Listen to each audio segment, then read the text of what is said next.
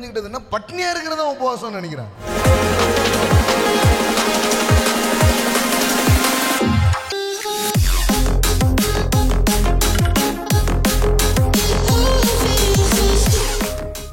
நாங்கள் உபவாசம் பண்ணும்போது நீர் நோக்காமல் இருக்கிறது என்ன?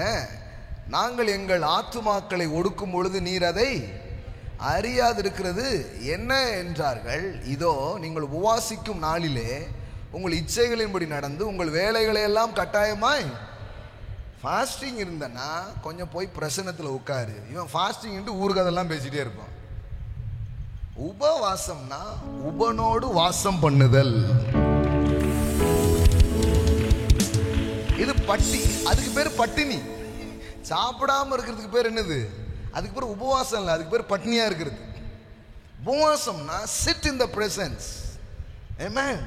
ஆண்டவருடைய சமூகத்தில் நான் உட்கார போறேன், கர்த்தரை நான் தேட போறேன்.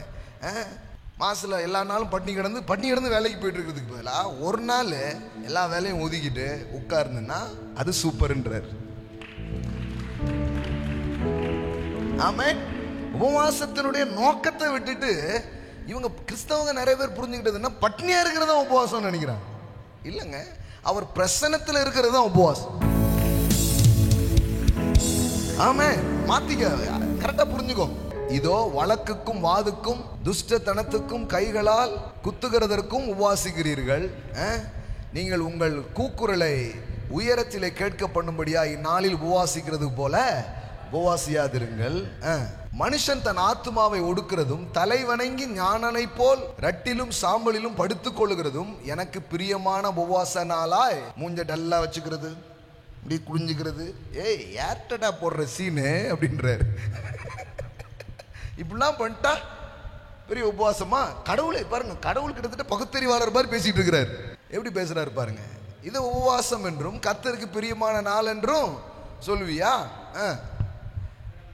ஏது உபவாசம்?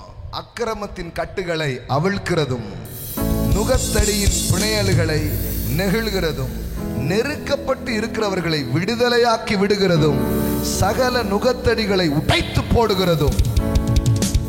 ஆமென்.